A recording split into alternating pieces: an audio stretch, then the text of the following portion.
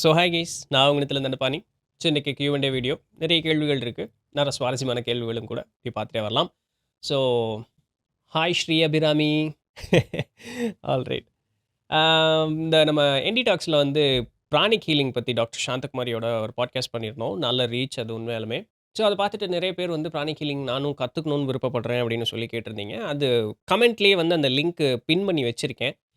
ஒருவேளை நீங்க அந்த கமெண்ட்ல போனீங்கன்னா, அந்த லிங்க் வந்து என்னன்னா www.worldpranichealing.com அப்படிங்கிற வெப்சைட்டு. அந்த வெப்சைட்டுக்குள்ள போங்க. கோர்சஸ் அப்படின்னு சொல்லக்கூடிய ஒரு டேப் இருக்கும். அந்த கோர்சஸ் டேபுக்குள்ள போயிட்டு, அங்க பிளேஸ் இருக்கும். அந்த பிளேஸ்ல வந்து உங்க ஊர செலக்ட் பண்ணிக்கங்க. அ கோர்ஸ் வந்து இப்ப நீங்க ஃபர்ஸ்ட் படிக்கிறீங்கன்னா, பேசிக் பிரானிக் ஹீலிங்கிற அந்த கோர்ஸ நம்ம செலக்ட் பண்ணிக்கணும். அந்த எந்த நாள் நடக்குது, எந்த நேரம் நடக்குதுங்கிறத குடுத்துருப்பாங்க. இது 100% நேர்ல போய் தான் படிக்க முடியும். 100% ஆன்லைன்ல கிடையாது. ஏன்னா, இந்த பாடம் நேர்ல போனா மட்டும் தான் புரியும். நேர்ல போனா மட்டும் தான் கத்துக்க முடியும். ஆன்லைன் கிடையாது, கிடையாது, கிடையாது. ஏன்னா நெறைய பேர் அப்படி என்கிட்ட கேட்குறீங்க. அதனால நான் திரும்ப அத சொல்றேன். No online. 100% no online. நேர்ல போனா மட்டும் தான் படிக்க முடியும். சரிங்களா? ஓகே.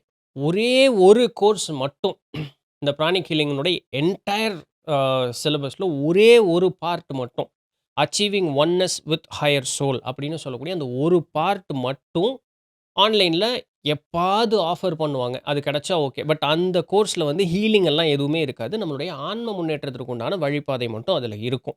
சரிங்களா? இப்போ ரீசென்ட்டா வந்து மதுரையிலயும், திருச்சியிலயும் வந்து அந்த achieving oneness with higher soul course வருது. நான் வேணா அந்த லிங்க்கையும் கீழ தரேன். இது வந்து பேசிக் பிராணிக் ஹீலிங் படிக்கலைன்னாலும் கூட யார் வேணாலும் போய் சேர்ந்துக்கலாம். அதிலேயே ஃபீஸ் ஸ்ட்ரக்சர் இருக்கும். கான்டாக்ட் டீட்டெயில்ஸ் இருக்கும். நீங்க கேட்டுக்கலாம். இந்த கோர்ஸ்னுடைய ஃபீஸ் வந்து இடத்திற்கு தகுந்தாற் போல சிறு மாற்றம் அப்படிங்கிறது இருக்கும். இன்ஃப்ளேஷன் இருக்கக்கூடிய ஒரு உலகத்தில நம்ம இருந்துகிட்டு இருக்கோம். ஸோ, அதில என்ன ஃபீஸ் இருக்கோ அது அதுதான். சரிங்களா? ஆல்ரைட். ஆ ஒருவேள உங்களுடைய ஊர் வந்து அதில குறிப்பிடப்படலை அப்படின்னு சொன்னா, ஒண்ணும் பிரச்சனை இல்ல. கூகுள்குள்ள போய்க்கங்க. GMCKS pranic healing classes near me அப்படின்னு சொல்லி இங்க அடிங்க. இங்க கூகுள்ல அடிங்க.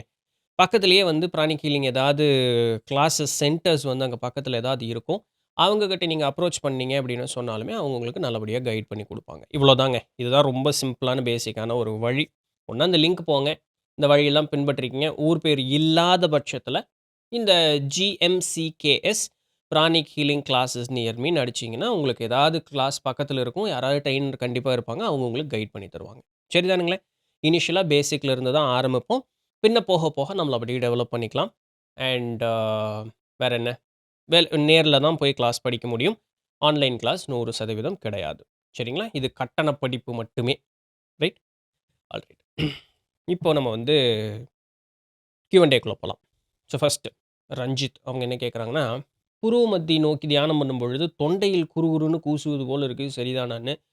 இப்பதான் தடவ ரொம்ப நாளுக்கு அப்புறம் ஒரு கவனம் வைக்கிற இடத்துக்கு சம்மந்தமில்லாத ஒரு இடத்துல குறுகுறுன்னு சொல்ற ஆள் நீங்க தான். That is okay. இந்த மாரி நெறைய அனுபவங்கள் எல்லாத்துக்கும் ஏற்படுங்க. அதாவது ஒரு சிலருக்கு தலையில உச்சந்தலை குறுகுறுங்கும், புருவ மத்தி குறுகுறுங்கும். இல்லையா? ஏதோ ஒரு மாரி இதமா இருக்கிற மாரி இருக்கும். இந்த மாரி ஒவ்வொருத்தருக்கும் ஒவ்வொரு அனுபவங்கள். இது ஒண்ணும் ஸ்பெஷல் எல்லாம் ஒண்ணும் கிடையாது. நல்லா புரிஞ்சுக்கணும். இது வந்து எதுவுமே நம்மள நாமளே ஸ்பெஷலா புரிஞ்சுக்கணும். அப்படி ஒரு இடத்துல நம்ம இருக்கோம்னு நம்ம நெனைக்கிறது வந்து நல்லா தான் இருக்கும். பட் இது ஒண்ணும் ஸ்பெஷல் எல்லாம் ஒண்ணும் கிடையாது. நீங்க வந்து புருவமத்திலலாம் கவனம் வைக்க வேணாம். நீங்க சும்மா அப்படியே ஒரு நாற்காலியில முதுகு தண்டுவடத்த சரியா வச்சு, நீங்க சும்மா அப்படியே கொஞ்சம் ரிலாக்ஸ்டா அப்படி உட்காருங்க பார்க்கலாம். ஏதாவது ஒரு உடம்பு வந்து கொஞ்சம் அப்படியே டைட்டா இருக்கக்கூடிய ஒரு இடமோ, எங்கேயாவது அந்த இடத்துல நம்ம வந்து ஓவர் ஸ்ட்ரெயின் பண்ணியிருப்போம். அது வந்து அப்படியே ரிலாக்ஸ் ஆகும். அது ரிலாக்ஸ் ஆகும்பொழுது அந்த இடம் அது வேலை செஞ்சுகிட்டு இருக்குன்னு அர்த்தம். அப்ப அதில நம்மளுக்கு ஒரு டிஃபரன்ஸ் தெரியும். நம்ம அப்படியே உட்காந்துட்டுருப்போம். திடீர்னு நம்ம மசில் இப்படி இப்படி படபடன்னு துடிக்கும் தெரியுங்களா? ஸோ இந்த மாதிரி சின்ன சின்ன மாற்றங்கள் ஏற்படுது. இது ஒண்ணும் பெரிய ஏதோ ஒண்ணு பூதாகரம், சூப்பர் அங்கிட்டு என்னமோ நடக்குது. அப்படியெல்லாம் ஒண்ணும் இல்ல. சரிங்களா? நீங்க சும்மா அப்படியே அப்படி பொறுமையா இப்படி உட்கார்ந்தீங்க அப்படின்னு சொன்னாலே, ஏதோ ஒரு மாற்றத்த உங்களால உணர முடியும். அப்படி எதுவுமே நான் உணரலைங்களே, சந்தோஷம். இப்ப அவரு உணர்றதுனால தான் ஒரு குழப்பத்தில கேட்டாரு. உங்களுக்கு அப்படி எதுவும் இல்ல. அப்ப நீங்க பொறுமையா பேசாம உட்காருங்க. அப்படியே ரிலாக்ஸ்டா உட்காருங்களேன். அவ்வளோதானே வேணும் நமக்கு. அதான் ஞானத்தினுடைய இது. யோக சித்த விருத்தி நிரோதக பதஞ்சலியர் சொன்ன யோக சூத்திரத்தில வர்றது. வ அலைபாயக்கூடிய மனதை அடக்குவதே யோகம். அவ்வளோதான் தியானம். இல்லையா? ஸோ சும்மா உட்கார போறோம். அங்க துடிக்குது, இங்க துடிக்குது, அது நடக்குது, இது நடக்குதுங்கிற கவனமே நம்மளுக்கு செல்லாம பேசாம உட்கார்றது தானே அந்த தியானத்தினுடைய மையம். எனக்கு எந்த அனுபவம் வரலைங்க. வுட்டுருங்க பேசாம இருங்க. எனக்கு அது நடக்குது, இது நடக்குது. கவலைப்படாதீங்க. நீங்க பாட்டுக்கு பேசாம உட்காருங்க. இந்த தியானம் செய்வது மூலமாக உடல் அவயங்களோ, தலைவலிக்குது, கண்ணு வலிக்குது, அந்த வலி வேதனைகள் வரக்கூடாது. அது அப்ப நீங்க ஏதோ பயிற்சியில தவறு செய்கிறீர்கள்னு அர்த்தம். அத உடனடியா நம்ம திருத்திக்கணும். நம்ம என்னைக்கும் இந்த தியானம் அப்படிங்கிறதுல அமரும் பொழுது நமக்கு இலகுவான நல்ல அப்படியே இருக்கிற ரிலாக்ஸ்டான ஃபீல் தான் இருக்கணும். அதுதான் சரியா தியானம் செய்யக்கூடியது. அப்போ உங்களுடைய உட்காரக்கூடிய அந்த ஒரு போஸ்டர், அமரக்கூடிய அந்த ஒரு ஆசனமோ, ஏதோ ஒரு பிரச்சனை இருந்ததுனால வலி வேதனைகள் வரும். உடனே அத வந்து திருத்திக்கணும். சரிங்களா? இப்போ ஃபாஸ்டஸ்ட் 007ன்னு ஒருத்தர் வந்து ஒரு கேள்வி கேட்கிறார். வள்ளலார் வந்து தூக்கத்திற்கு இணையாக தியானம் செய்தால், அதாவது தூக்கத்தை குறைத்துக் கொண்டால் ஆயுள் நீடிக்கும் அப்படின்னு சொல்றாரு. இணையத்தில தேடும் பொழுது டாக்டர்ஸ் வந்து 8 மணி நேரத்துக்கு குறைவா தூங்குனா நெறைய பிரச்சனைகள் வரும்னு சொல்றாங்களே, இத கொஞ்சம் சொல்லுங்க அப்படின்னு சொல்லி, நம்மளுடைய ம் மிரக்கிள் மார்னிங்னு ஒரு பிளேலிஸ்ட் இருக்கு. அந்த பிளேலிஸ்ட்டுக்குள்ள இருக்கக்கூடிய அ முதல் காணொளி இல்ல 2வது காணொளி. மொத்தமே 3 தான் இருக்கு. பாருங்க. அதுக்குள்ள பார்த்தீங்கன்னா, இதுக்கு உண்டான விடை இருக்கு. இருந்தாலும் நீங்க கேட்டதுக்காக சொல்றேன். வள்ளலார் சொன்னது சரி. சித்தபெருமக்கள் என்ன சொல்றாங்க அப்படின்னு சொல்லி பார்த்தோம்னா, தூங்குனா செத்து போயிருவோங்கிறாங்க. நல்லா புரிஞ்சுக்கணும். தூங்குனா செத்து போயிருவோம்னு சொல்றாங்க. இப்ப இத பின்பற்றிட்டு நம்மளுடைய வாழ்க்கையில தூங்காம இருந்தோம்னு வச்சுக்கங்களேன், சீக்கிரம் செத்து போயிருவோம். சித்தர்களுடைய வாழ்வினுடைய முறையில நாம இருந்தோம்னா, நம்ம தூங்காம இருக்கலாம். நாம அப்படியா இருக்கோம்? மனதளவிலும் அவர்களைப் போல் நாம் இல்ல. வாழ்வியல் முறையிலும் அவர்களைப் போல் நாம் இல்ல. அவர்களுக்கு இருக்கக்கூடிய உடலினுடைய தன்மை போல் நம்மளுடைய உடல் தன்மை இல்ல. அப்ப இது எதுவுமே இல்ல. வள்ளலாரும் சித்தர்கள் எல்லாம் ஒருத்தங்க தான். இன்னைக்கு ஏதோ நெறைய குழப்பவாதிகள் பேசிட்டு இருங்க. நான் அந்த கமெண்ட்டுக்குள்ள போக விரும்பல. ஆ ஸோ அவர் சொன்னார், வள்ளலார் சொன்னார்னா, வள்ளலார் போல வாழக்கூடியவர்களுக்கு வள்ளலார் சொன்னது சரி. நாம இல்லைங்க. சரிங்களா? நமக்கு அது கைகூடாது. நமக்கு அது சரிப்பட்டு வராது. நம்ம வாழ்க்கையில எது சராசரியாக தேவை இருக்கோ அத செய்யணும். பகவத்கீதையில கண்ணபிரான் என்ன சொல்றாரு?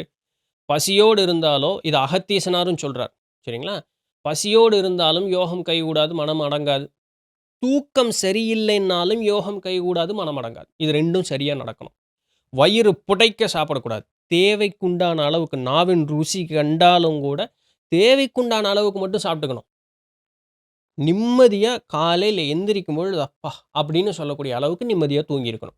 அது 2 மணி நேரமானாலும் சரி, 1 மணி நேரமானாலும் சரி, 8 மணி நேரமானாலும் சரி, அந்த தூக்கம் பூரணமாக இருக்கணும். இது ஒருத்தருக்கும் ஒரு போல மாறுபடும். இந்த 8 மணி நேரங்கிறது ஒரு மருத்துவ குறிப்புல ஓகே. ஒரு ஒரு நாமினல் லெவல் அப்படின்னு சொல்லிக்கலாம். எல்லாருக்கும் அது தேவைப்படுறது இல்ல. ஸோ, அதனால எனக்கு என்ன தேவையோ அந்த அளவுக்கு தூக்கம் சரியா இருக்கணும். என் வயிறு பொறு த பொறுக்கக்கூடிய அளவுக்கு சொல்லப்போனா, முழு வயித்த அடைக்காம, ஒரு சின்ன கேப் வயித்துல வச்சுக்கிறது என்னைக்கும் நல்லது. 3 வேளை உணவுகளும். ஸோ, அந்த மாரி வச்சுட்டு அது அது அவரவருடைய வேலை பளுவை பொறுத்து. இப்ப நீங்க ஒரு ஐடி கம்பெனியில இருப்பீங்க. நீங்க போய் உட்காந்துட்டே இருப்பீங்க. வயித்த போய் டிம்முன்னு அடைச்சிட்டு போய் இது பண்ணா செட் ஆகாது. நல்லா எனர்ஜிட்டிக்கா பயங்கர புரோட்டீன் அது இது நல்ல மாமிச உணவோ, இல்ல நல்ல சைவ உணவுலயே அதிகமான புரதம் இருக்கக்கூடியது, நார்ச்சத்து இருக்கக்கூடியதெல்லாம் சாப்பிட்டு போய் உட்காந்தோன்னா ஒண்ணும் ஆகாது. வயிறு பொத பொதன்னு ஆயி குண்டாயிருவோம். இதே ஒரு மூட்டை தூக்குற ஆளு, நல்ல பளு தூக்கி வேலை செய்யக்கூடிய ஒரு ஆள், கடின உழைப்பு செய்யக்கூடிய ஒரு ஆள், அவங்க போய் இலகுவான ஏதாவது ஒரு ஏதாவது இந்த சாண்ட்விச் மாரி ஏதாவது தின்னுட்டு போனா சரியாகுமா? முதல்ல அதெல்லாம் சாப்பிடவே கூடாது. எடுத்துக்காட்டுக்கு சொல்றேன். ரொம்ப எளிமையான உணவு சாப்பிட்டு போனோமா, அவங்களுக்கும் உடம்பு கெட்டுப்போம். அப்போ அவங்கவங்க வேலைக்கு ஏற்றார் போல உணவு எடுத்துக்கணும்.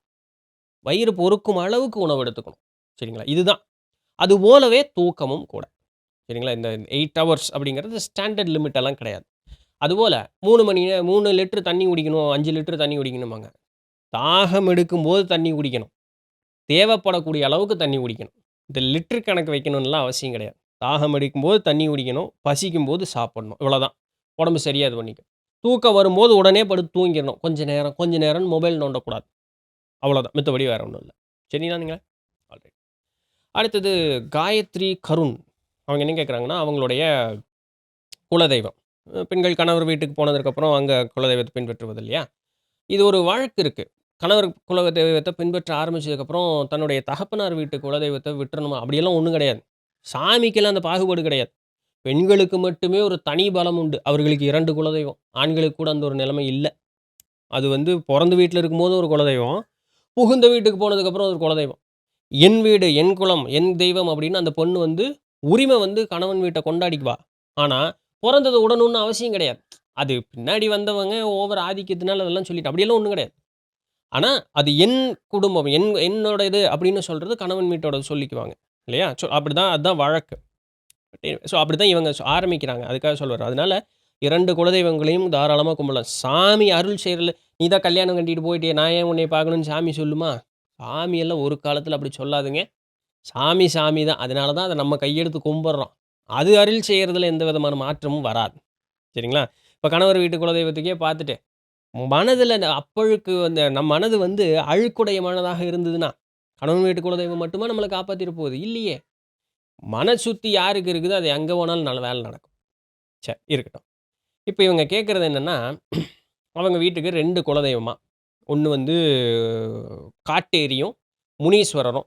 இப்ப முனீஸ்வரர் தான் அதிகமா கும்பிடுவாங்க. காட்டேரி வந்து வீட்டுக்கு ஏதாவது குழந்தை பிறந்ததுன்னா, ஒரு பெரிய ப்ரொசீஜர் ஒண்ணு சொல்லியிருக்காங்க இந்த மாரி தான். ரொம்ப வருஷத்துக்கு ஒரு தடவை ரொம்ப செலக்டிவான டைம்ல மட்டும் ஒரு வகையான முறையில பின்பற்றி அந்த அம்மன காட்டேரி அம்மன கும்பிட்டுக்கிறதுங்கிறது வழக்கம். மித்தபடி எதுவும் கும்பிட மாட்டாங்க. சிலை இல்ல, விளக்கு பத்த வச்சு மட்டும் கும்பிடுவோம் அப்படின்னு சொல்லிட்டு, என்னுடைய மாமியார் எனக்கு அடுத்து நீயும் இப்படிதான் பின்பற்றணும்னு எனக்கு சொல்லி தர்றாங்க. இப்ப எனக்கு இது ஒரு குழப்பமா இருக்கு. காட்டேரி தெய்வத்த வழிபடுவது வழக்கமா அப்படின்னு சொல்லிட்டு. பாருங்க, என் கூட பணி செய்தவர் ஒருத்தருனுடைய குலதெய்வம் வந்து குட்டி சாத்தான். குட்டி சாத்தான் தான் குலதெய்வம். இப்போ இந்த படம் வந்து, நாடகம் வந்து, மக்கள் மத்தியில வந்து ஒரு சில சொற்கள் இப்படி பயன்படுத்தும் பொழுது, எதை ஒண்ணையும் வந்து குறையாக, கொடூரமாக அப்படி சித்தரிச்சு சொல்லப்பட்டதுனால, அவர்கள்ல வந்து நம்ம ஒரு தவறான ஒரு கண்ணோட்டத்திலேயே பார்த்துர்றோம். இப்போ துளுநாடுல பார்க்கும்பொழுது, நம்ம இந்த காந்தாரா படம் வந்ததுல்ல. பஞ்சுருளி தெய்வமும், குளிகனும் பார்த்தீங்கன்னு வச்சுக்கோங்களேன், உக்கிரமான தெய்வங்கள் தான். குளிகன் வந்து உக்கிரமான தெய்வம் தான். ஆனா தெய்வமா ஆனாங்களே! அவர்களுடைய அந்த ஒரு குணத்திற்கு தெய்வமாக நீங்க வந்து இருந்து உங்களுடைய மக்கள காப்பாத்துங்கங்கிறதுக்கு, இறைவனாரிடம் வரம் பெற்றதாக தான வரம் கிடைத்ததாக தான அந்த கதையே இருக்கு. அப்படி பார்க்கும்பொழுது முனீஸ்வரரே வந்து காவல் தெய்வம் தானே! உக்கிரமான தெய்வம் தானே! அதுபோல காட்டேரியம்மனும் ஒரு உக்கிரமான தெய்வம் தான். அதை வழிபடக்கூடியவர்களும் உண்டு. குட்டிச்சாத்தானும் வந்து வழிபாட்டிற்கு உண்டான ஒரு தெய்வமாக இன்னைக்கு இருக்கே! அதனால பெரியவர்கள் ஒரு வழிமுறையை வைத்திருக்கிறார்கள்னா, அதை பின்பற்றிக் கொள்ளுவதே சாலச் சிறந்தது. அத வந்து ஏன், எதுக்குன்னு கேள்வி கேட்கலாம். விடை கண்டுபிடிப்பதற்கு முயற்சி செய்யலாம். ஆனா, அந்த ஒரு போற வழிக்குள்ள நம்ம என்ன பண்ணிறக்கூடாது, எனக்கு விடை கிடைக்கட்டும் அப்புறம் பார்க்கலாம். இதெல்லாம் முட்டாள்தனமா இருக்கு. நாம தான் முட்டாள். அவங்க ஏன் அத சொன்னாங்கன்னு நமக்கு புரியல. பெரியவங்க அத ஏன், எதுக்குன்னு சொல்லியிருந்திருக்கலாம். அது வழி வழியா அத கடத்தி இருந்திருக்கலாம். கடத்தல. அது அது நிதர்சனம். தெரியல. கடத்தல. ஆனா, எதுவுமே வந்து அவர்கள் சும்மா வெறுமனே அத சொல்லிட்டு போறது அப்படிங்கிறது கிடையாது. நல்லா புரிஞ்சுக்கணும். அதனால ஒரு விடை தேடுவதற்கு முயற்சி செய்யலாம். ஆனா, செய்யறத செஞ்சுகிட்டே இருங்க. சரிங்களா? பெரியவர்கள் சொன்னார்கள். அவர்கள்னால விளக்கம் தர முடியலங்கிறதுக்காக அது முட்டாள்தனமோ, அது தவறோ ஆகி விடாது. அத மனசுல நல்லா புரிஞ்சுக்கங்க. உங்களுடைய மாமியார் அத சொன்னாங்கன்னா, அதை தொடர்ந்து பின்பற்றிட்டே வாங்க. அதுதான் குடும்பத்திற்கு நல்லது. அவ்வளோதான் என்னால சொல்ல முடியும். மத்தபடி நீங்க பார்த்து பண்றது உங்க கையில தான் இருக்கு. அடுத்தது தாரிணி பிரபஞ்ச தேவி. அவங்க என்ன கேட்குறாங்கன்னா, நாம் புரிந்து கொள்வதற்காக இறை ரூபங்களை முன்னோர்கள் உருவாக்கினார்களா? அல்லது அவர்கள் இறை தரிசனம் கிடைத்ததை நமக்கு சிலையாக வடித்து வழிபடச் சொன்னார்களா? அது எல்லாம் தாண்டி சில சிலைகள் சுயம்புவாக முளைக்கிறதே அதற்குண்டான அர்த்தம் என்ன? அப்படின்னு. இறைக்கு உருவம் கிடையாது. உருவங்களுக்கு மனிதர்கள் அர்த்தம் கொடுத்து விட்டார்கள் அவ்வளோதான். இப்போ ஒரு காளி அப்படிங்கிறதனுடைய தேவை என்ன? அது ஒரு போருக்கு வந்த கடவுள். அது உக்கிரமான ஒரு தெய்வமாக இருந்தது. இல்லைங்களா? அப்ப அதற்கு ஏற்றார் போல ஒரு உருவ அமைப்பு குடுத்தாங்க. அதற்கு வந்து நேரடியான அர்த்தங்கள் அது போர்க்கடவுள், அது உக்கிரமான தெய்வம் அப்படிங்கிறது நேரடியான அர்த்தமா இருந்தது. மறைபொருள் அர்த்தங்களாக இருக்கக்கூடியதும் என்னவா இருந்தது? இந்த மாரி இருக்கக்கூடிய உக்கிரமான குணங்களை அழிக்கக்கூடியவள். நம்மளுடைய தீய எண்ணங்கள் அசுரர்கள், அரக்கர்கள்னு சொல்லக்கூடியதெல்லாம் நம்மளுடைய தீய எண்ணங்கள். அதை வந்து தன் கட்டிற்குள் வைத்து அவர்களை ஆண்டு அழிப்பதற்குண்டான அந்த ஒரு தன்மை கொண்டவள்னு மறைமுகமா இன்னொரு அர்த்தமும் சொன்னாங்க. ஆனா, அதே ஆழமா பார்க்கும்பொழுது காளிங்கிற ஒரு தன்மை இல்லையே. ஏன்னா, அது பராசக்தியினுடைய ரூபம். அது ஆதியிலிருந்து அது இருக்கத்தான் செய்யுது. நாம அத வந்து இப்படி ஒரு நாம ரூபத்தில கூப்பிட்டு அத பார்க்க ஆரம்பிச்சுக்கிட்டோம். அவ்வளோ மட்டும் தான். அதற்காக நீங்க அத அப்படிதான் பார்க்கணும்னு அவசியம் கிடையாது. இல்லைங்களா? அப்ப நம்மளுடைய தேவை அப்படின்னு ஒண்ணு நோக்கத்துக்கு போறோம். அந்த நோக்கத்திற்கு ஒரு எண்ணம் கைகூடுது. அந்த எண்ணத்திற்கு ஒரு வடிவம் குடுத்தால், மக்கள் வந்து எளிமையில புரிந்து கொள்வார்கள் அப்படிங்கிறதுக்காக ஒரு வடிவம் குடுத்து, அதற்கு பொருள் குடுத்தாங்க. அப்படிதான் இறைவனுக்கு உருவம் வர ஆரம்பித்தது. உருவங்கள் பின் சிலைகளாக மாறுச்சு. மத்தபடி வேற ஒண்ணும் இல்ல. ஓவியங்களாக இருந்தது, விளக்கங்களாக இருந்தது, ஓவியங்களாச்சு, ஓவியங்களுக்கு பின் சிலைகளாச்சு. இவ்வளோதான். முதல்ல வெறும் மண்ண புடிச்சு வச்சு சாமி கும்பிட்ட நாள் தான உண்டு. ஒரு கல் எடுத்து நட்டி வச்சு சாமி கும்பிட்ட நாள் தான உண்டு. மரங்களை தெய்வமாக வழிபட்டவர்கள், செடிகளை தெய்வமாக வழிபட்டது எல்லாமே கலாச்சாரத்தில் உண்டே இல்லைங்களா? சும்மா இப்படி மேல பார்த்து சாமிய கும்பிட்டு இதனால தான் இன்னைக்கும் நம்மளுடைய கலாச்சாரம் அழியாம இருக்கு. ஏன்னா, நீங்க என்ன கேட்டாலும் அந்த ஃப்ளெக்சிபிலிட்டி அந்த இந்த ஒரு வழக்கத்திற்கு உண்டு. இப்படிதான் சிலைகள் வந்தது. சரிங்களா? அதேபோல சுயம்பு அப்படின்னு சொல்லும்பொழுது, அது லிங்க ரூபம். சுயம்புங்கிறது வந்து லிங்க ரூபம். இப்ப நம்மளுடைய ம் திருவிளையாடல் புராணத்தில என்ன பார்த்தோம்? லிங்க ரூபமே வேதம். லிங்க ரூபமே ஆதி அப்படின்னு சொல்லி தட்சிணாமூர்த்தி வந்து அ த தட்சிணாமூர்த்தி தெய்வம் வந்து முனிவர்களுக்கு உபதேசம் செய்தார். அப்ப அந்த இடத்துல ஒரு லிங்கம் தானாக சுயம்புவாகவோ, இல்ல ஒரு லிங்கத்தை இவர்கள் வைத்தார்களோ, அதற்கு உண்டான பொருள் என்னன்னா, அங்கே அங்க வந்து ஒருத்தர் சமாதி அடைந்திருக்கிறார்.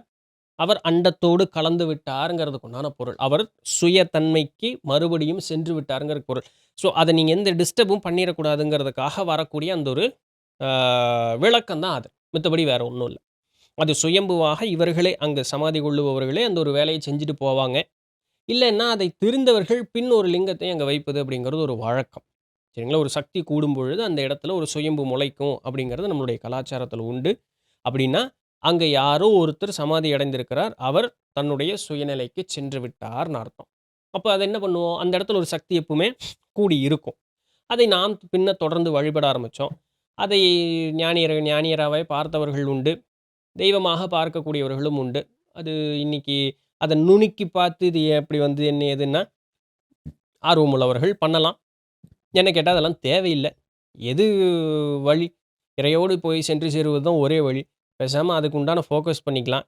யாராவது ஒருத்தர் என்னைய காப்பாத்துங்க சாமின்னு வேல முடிஞ்சது.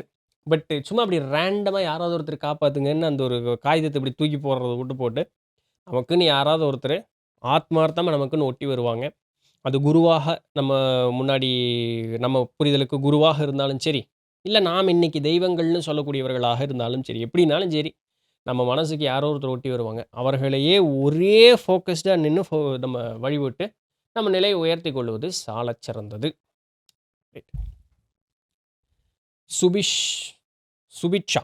ஆ அவங்க என்ன கேட்குறாங்கன்னா, ஆம் ஓகே. ஸோ அவங்க பிராணிக் ஹீலிங் கிளாஸ் பத்தி சொன்னாங்க. அதுதான் நம்ம முன்னாடியே பேசிட்டோம் இல்லைங்களா? ரோகேஷ் அவங்க என்ன கேட்குறாங்கன்னா, வாழைத்தாய்ன்னு சொல்லக்கூடியவங்க யாரு? அப்படின்லாம் நெறைய கேட்குறாரு. வாழைத்தாய் பத்தின உண்மையான இது என்னன்னு. இதே நம்மளோட என்டி டாக்ஸ்ல பாட்காஸ்ட்ல பார்த்தீங்க அப்படின்னு சொன்னா, கிருஷ்ணா சுவாமிகள் அவர் அப்பான்னு நான் கூப்பிடுறேன். ஸோ கிருஷ்ணா சுவாமிகள் இல்ல கிருஷ்ணா அப்பா.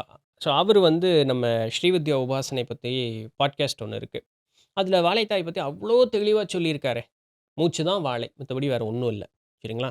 அதேபோல நம்மளுடைய கொங்கணவர் வாழை கும்மி அப்படிதான் நெனைக்கிறேன். ஆமா. கொங்கணவர் வாழை கும்மி. அதில சொல்றாரே, வாழை இருக்கக்கூடிய இடம் எது? துரிய நிலை. துரியமே வாழையின் வீடு அப்படின்னு சொல்றார். ஸோ அப்போ மூச்சு வந்து அப்படியே உள் அடங்க வாழையினுடைய காட்சி கிடைக்கும். அப்படின்னா என்ன அவன் துரிய நிலைக்கு போயிருவான். 3 நிலைகள் கடந்து அவன் துரிய நிலைக்கு போயிருவான். வாழையினுடைய அடுத்து ஒரு காட்சி கிடைக்கும் அப்படிங்கிறாங்க. மத்தபடி வேற ஒண்ணும் இல்ல.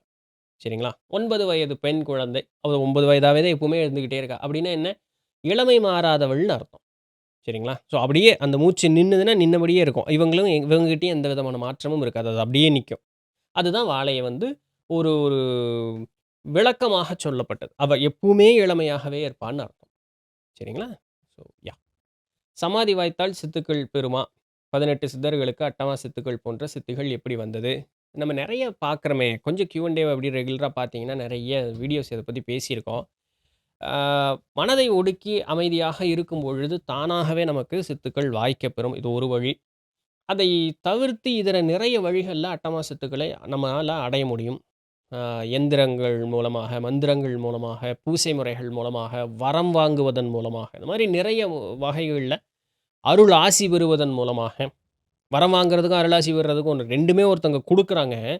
வரம் நானா கேட்கறது, அருளாசிங்கிறது அவர்களா எனக்கு தர்றது. ஸோ 2க்கும் வித்தியாசம் இருக்கு. அப்போ இதன் மூலமாகலாம் கூட இந்த மாரி சித்துக்கள நாம் பெற முடியும். ஸோ வழிமுறைகள் நெறைய இருக்கு. நாம எத பின்பற்றோம் அப்படிங்கிறத பொறுத்தது. Okay. The queen of frames அவங்க என்ன கேட்குறாங்கன்னா, வள்ளலார் வந்து uh body can transform into சுத்த தேகம், பிரணவ தேகம், ஞான தேகம் அப்படிங்கிறதெல்லாம் மாறும்னு சொன்னார்ல்ல.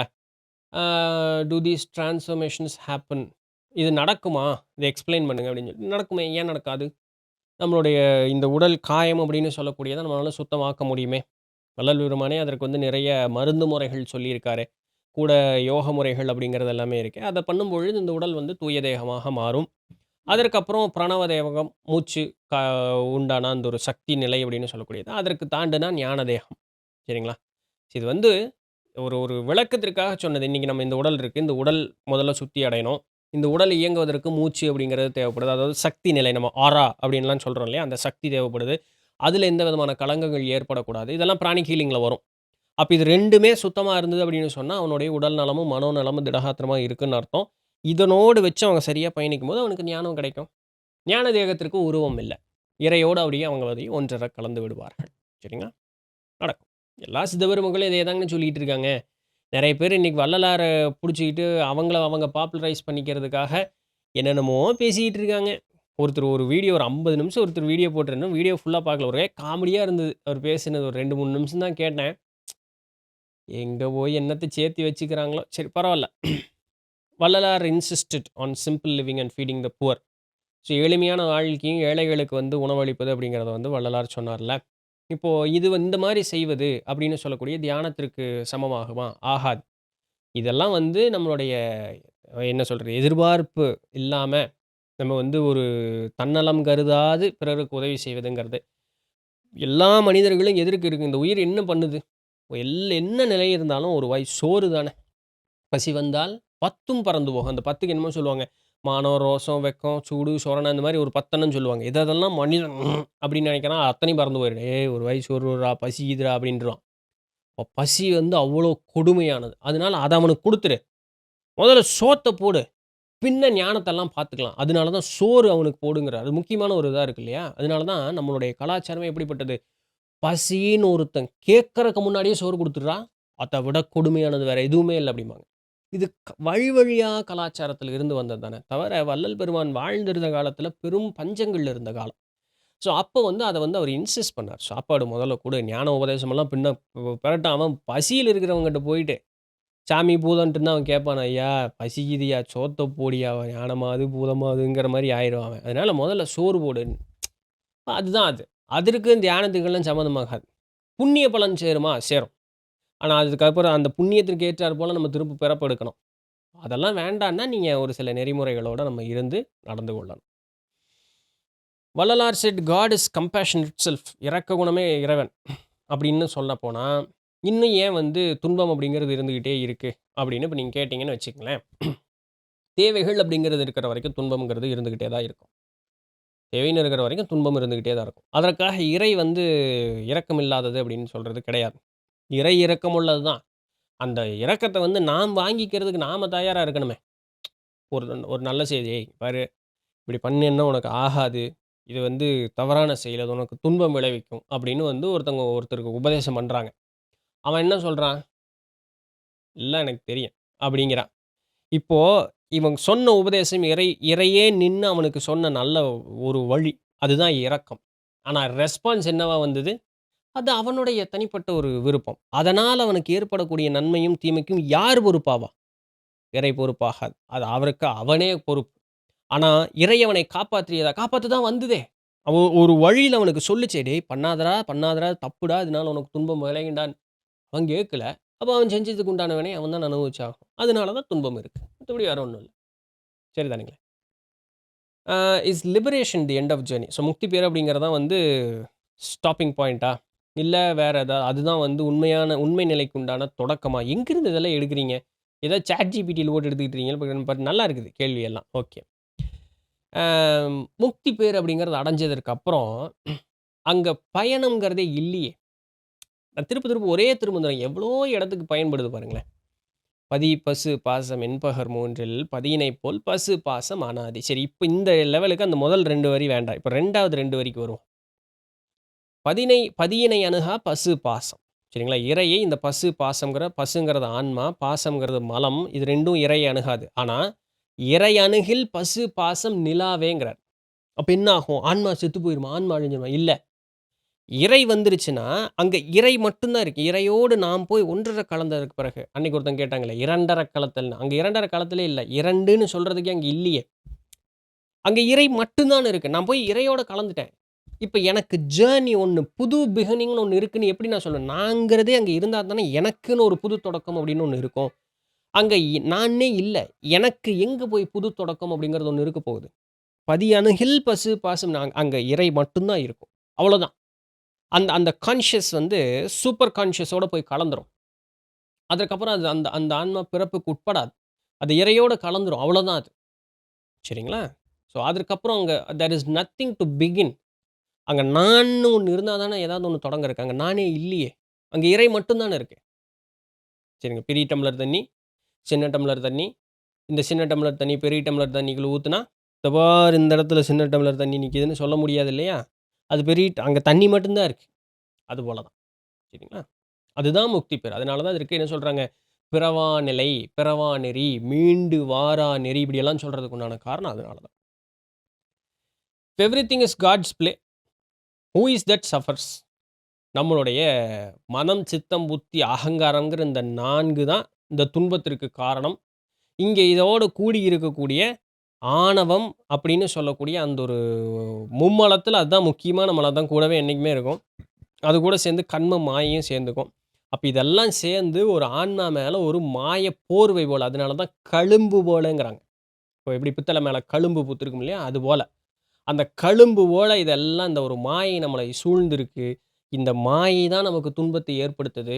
ஆத்ம விசாரணையின் மூலமாக. இல்ல அந்த ஆத்ம விசாரணை மஸ்ட். அதான் ஸ்டார்ட்டிங். அதனோடு தியானம் பண்ணுவது மூலமாக இந்த கழும்பை நம்மனால நீக்க முடியும். எவ்வளவு வேகமா நீக்கிறோமோ, அவ்வளவு துன்பத்திலிருந்து நம்ம விடுபட்டு ஒரு நிலைப்பட்ட நிலைக்கு நம்ம சென்று விடலாம். Can drop of awareness dissolve lifetimes of ignorance? It depends. One drop of awareness lifetimes of இக்னரன்ஸை நீக்குமான்னு கேட்டால், depends on the one drop of awareness. நீங்கள் எதை நோக்கி போகிறீங்கிறத பொறுத்து. புரிதல் அப்படிங்கிறது. இப்போ நம்ம ஆன்மூலக பதிவுகளில் இந்த டெஸ்டினி ஆஃப் சோல்ஸில் பார்த்துருந்தோம்னு வச்சுங்களேன், ஒருத்தவங்க சொல்கிறாங்க, பொறாமை தான் நினைக்கிறேன்.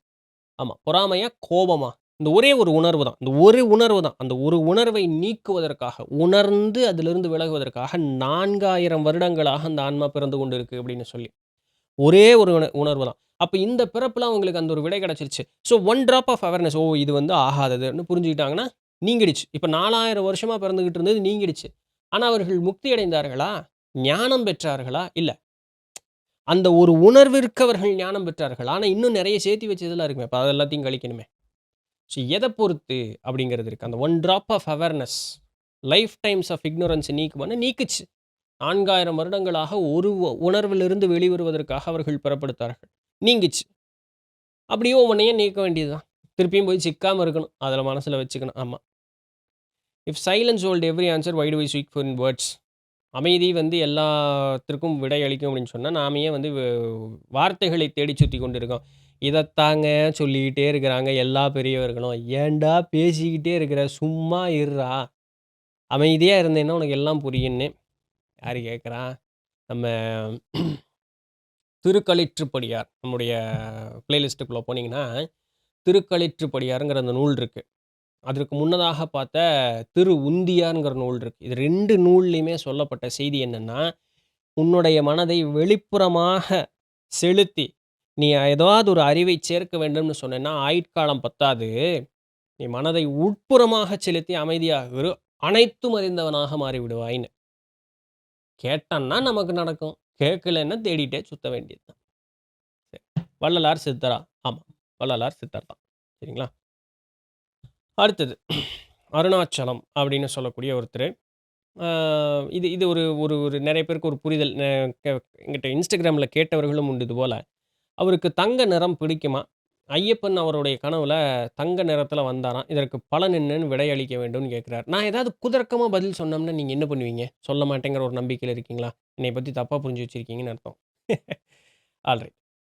என்னன்னா, ஒரு கனவுல ஒரு நிறம் வருவதோ, இல்ல நமக்கு ஒரு நிறம் பிடித்து போவதோ, இந்த ஒரு காரணத்தினாலலாம் நமக்கு வந்து நம்மளுடைய ஆன்மா இந்த ஒரு முன்னேறிய நிலையில இருக்கு அப்படிங்கிற அர்த்தம் கிடையாது. இப்ப நான் அந்த சாந்தகுமாரினுடைய பாட்காஸ்ட்ல வந்து நான் இத கேட்கும்பொழுது அவர்கள் ஒரு நிறத்தை சொன்னாங்க.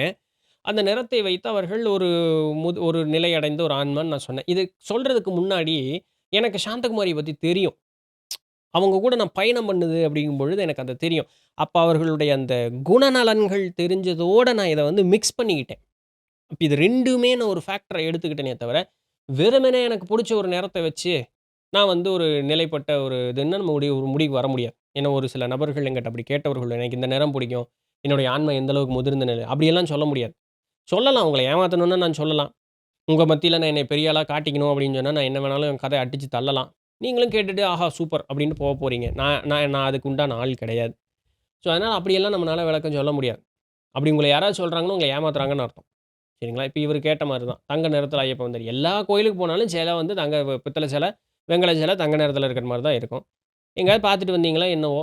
இல்ல என்னைக்காவது ஒரு நாள் பார்த்ததுனோட ஞாபகம் கனவுல வந்ததோ என்னவோ? இதெல்லாம் ஒரு ஒரு இதா இதான் நம்மள வந்து என்னைக்குமே ஒரு ஸ்பெஷலா நம்மள நெனச்சுக்கணும் அப்படிங்கக்கூடிய ஒரு எண்ணம் எல்லா மனிதர்களுக்கும் உண்டு.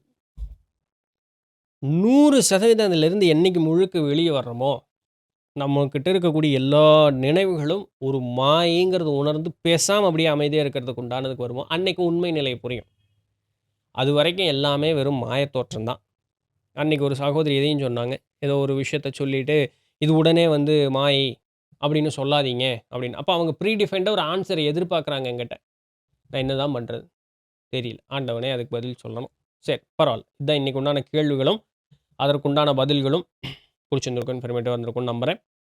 நாளைக்கு வேற ஏதாவது ஒரு சுவாரஸ்யமான செய்தியில சந்திப்போம். அதுவரையும் தொடர்ந்து இணைந்திருங்கள். நான் உங்களிடத்திலிருந்து நன்றி. வணக்கம். பாய் ஸ்ரீ அபிராமி.